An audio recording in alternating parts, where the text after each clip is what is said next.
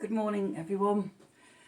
Welcome to the 16th of the 11th of 2021. I'm setting out doing this. I don't know how far I'll get. There's leaf blowers outside. Drive me a bit crazy, but I live on a tree-lined street and yeah, the leaves can be quite a hazard at this time of year, especially when it's damp. So hopefully the background noise will not be too much. Fingers crossed. Okay, so today's astrology.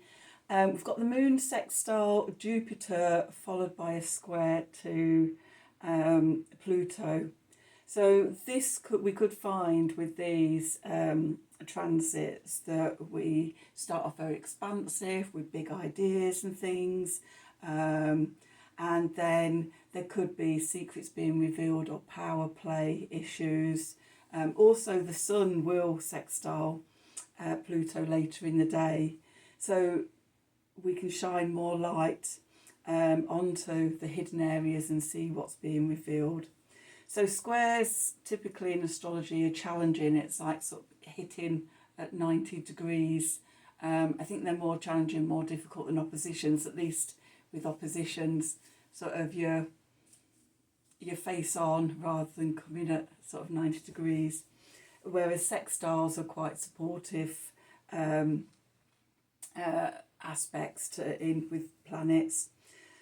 So we could have emotional secrets coming up from the subconscious, and then we shine the light of the sun and the consciousness onto them and can see them for what they really are. So when I was writing this, an example that jumped into my head was sort of with the moon sextile Jupiter. We get some big idea and it's like, oh my God, that'd be amazing. And oh my God, I can do it, and feeling really good about yourself. And then after sort of that expansive self, then the critical voice comes in with fear and self-doubt and go, well, you're never going to be able to do that. That's rubbish. Why do you even think you can do that? Oh my God, it's going to be a disaster.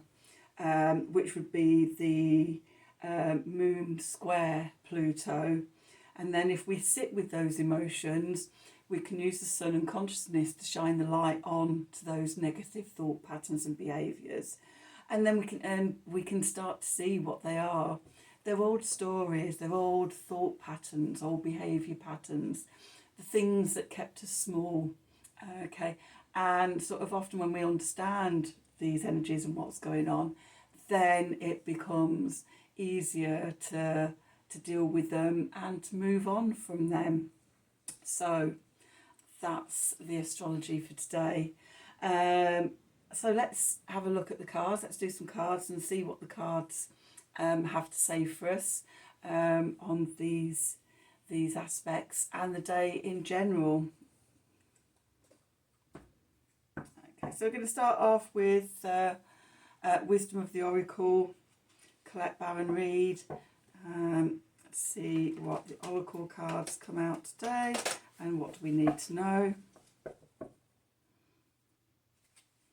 What do we need to know?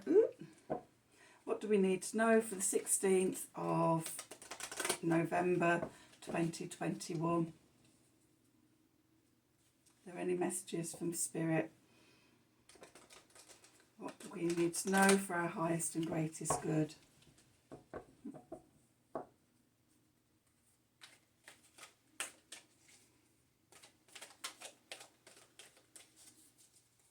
What do we need to know for our highest and greatest good? A bit lively today. Some days cards are very energetic and lively, and then other days they're quite calm and settled. Until you start shuffling them, we never know what sort of day we're going to have. So, what do we need to know for today? What messages does Spirit have for us? Oops. Okay, so at the bottom of the deck, we've got soulmates. Okay, we had this, I think, to help come out the last time we used this deck. Okay, a change in the wind.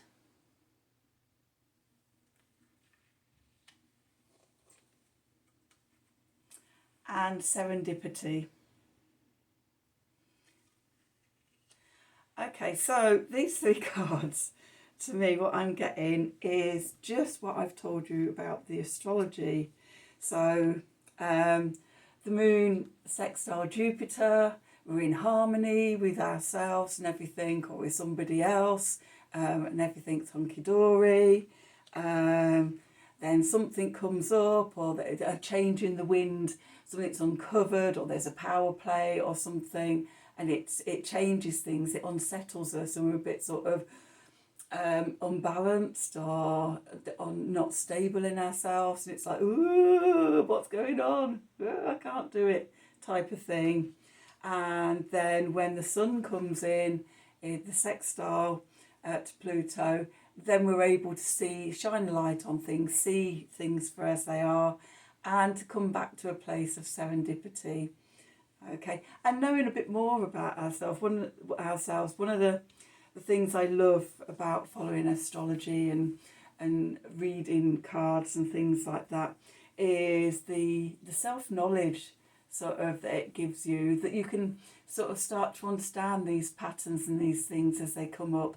You can even start sort of anticipating what might come out, and work with them, and you grow and you develop and you transform, and the things that used to hold you captive or hold you prisoner before, the self-doubts or the fears or sort of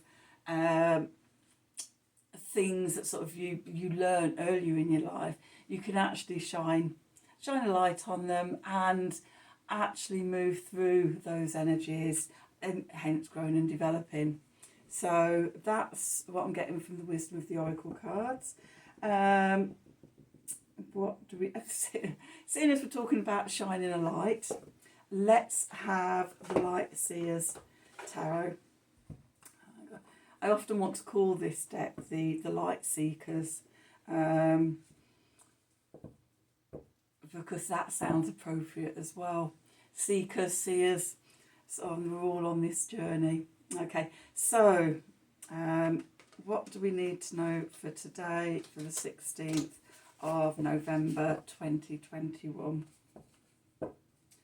What messages has Spirit got for us for this day?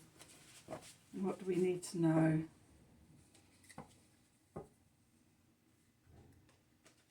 How can we use today's energies for our highest and greatest good?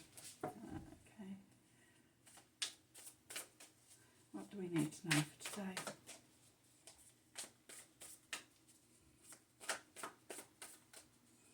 What do we need to know? Just one more, that feels about right. Split the deck.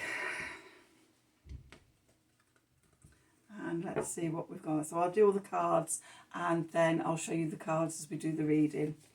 Okay, so at the centre of the deck, at the centre of the spread, we've got Justice.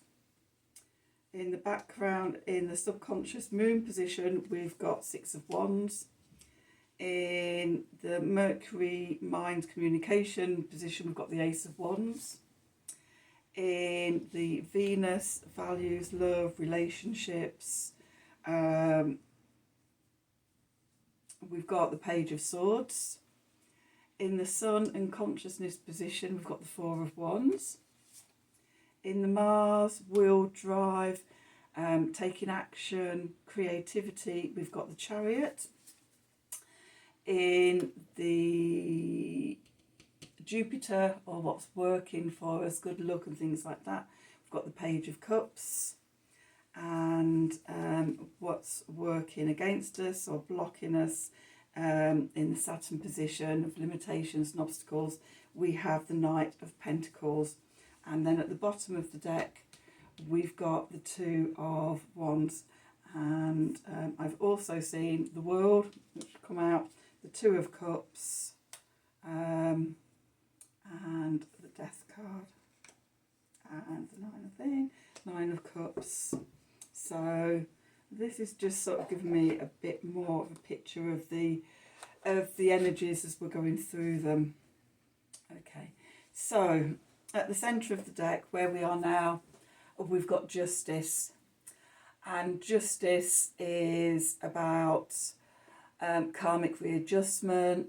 It's about justice and things working for us, and balance in our lives. Okay, so that's where we are. That's the theme we've been working on for a while now, isn't it? In the bubbling up from the subconscious, in the moon position, we've got the Six of Wands. Okay, and the Six of Wands is a card of victory on our journey, on our path. Sort of, we have places where we complete something and we're victorious. Coming back to this karmic readjustment, when we complete a cycle, and we can change the pathway that we're on and evolve to a higher level, then sort of it's thought of as a place of karmic readjustment, and yeah, we win, or we're in a place of things working for us and winning. So that's where we are with we're on the right track. There's this opportunity bubbling up. Where we are mentally with the Mercury card, which is the mind, intellect, communications and things like that. We've got the Ace of Swords. And the Ace of Swords, as with all the aces, they're a gift from the divine, from the universe, from source, to help us on our way. And the swords are the energy of the mind as well. So this is an excellent place for this card to be in, and it's showing that sort of in completing this cycle, then new things can open up, a new idea. In the place of Venus, which is love and values, love, values, relationships, our emotions, we have the Page of Swords as well. Now the Page of Swords goes very well with the Ace of Swords. So if the Ace of Swords is divine inspiration coming in, or a divine idea, then within us it sparks like an earthly new idea. I think I said before about the pages being very young energies, child-like energies. So with the Page of Swords, and that new idea, it comes down from sort of the universe, and then we catch on to it, and it can inspire us. And I love this card in this deck. We've got the light bulbs, which I always think signify light bulb moment. She's reading a book. There's a bird bringing messages in. So it's all about sort of taking in that new idea and everything. And it's like, yes, wow, I wonder if we could do this. Or I could do this. Then directly in front of us, also sort of with it being in the position that it is, it sort of sparks a heart opening of an idea of passion or something like that. So, yeah, this feels right. Remember going back to the two stonemasons cutting the stone, one squaring off the stone and one's building a cathedral. This is about the building the cathedral. What's right in front of us is the Four of Wands, the Sun card, consciousness, passing through the portal. And this, again, is taking me back to this justice, this karmic realignment, and the Six of Wands, a victory on our pathway. So as we have those victories and things, it allows us to just transform or work our way up to the next spiral up on our journey of evolution. In the Mars position, which is taking action, it's our will, it's our drive, it's our creativity, we've got the Chariot, which on one level is riding to victory, but the way we have to be able to ride to victory, if we have to balance the opposing forces. In here, symbolised by a white horse and a black horse, and that can sort of represent our positive, loving towards ourselves thoughts and ideas against the negative thoughts and ideas and stories that we have about ourselves. So again, this is reflecting back to the astrology and that sort of battle between, oh my God, yes, this is really good, I can do this. Oh no, you can't. What do you think you're doing, stepping out of your comfort zone? No, I can do this. And it's sort of getting to the stage by the end of the day where we're in balance with those two energies, and then sort of we can ride to victory for the day.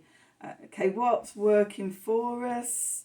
The Jupiter position, we've got the Page of Cups. Okay, and the Page of Cups can be reconciliation, it can be apologies, it can be new messages coming in, and as much as it can be with somebody else, it can also be reconciliation within yourself, coming back to the soulmates, and the opposing horses, of actually sort of coming back into harmony with ourselves. On this card, we've got a little flying pig in the corner at the top there, and that sort of is taking me back to the negative stories we tell us. Oh my God, that would never happen for me. Oh my God, I can't do that. And how we put ourselves down and how we limit ourselves. We don't need anybody else out in the world to limit us, because generally we do a really good job of it ourselves until we become aware of those patterns and everything. So in this card, in this position, it's telling me that we need to be aware of these patterns that we have and these stories we tell ourselves and how we limit ourselves. In the Saturn position of what's limiting us, we have the Knight of Pentacles, Mr. Patience. And this is just sort of saying to have patience with ourselves, to take our time, to be gentle with us, just plodding on step by step. We can't rush anything. Everything happens in its own time, and it works better when we're working in that time scale and that pattern and everything. Also, when these things are coming up for us and we're aware of the negativity, we don't just overcome it in one go. We will be faced with these challenges time and time again. But each time we're faced with them, if we're aware of what they are and where they've come from, then they lose their power.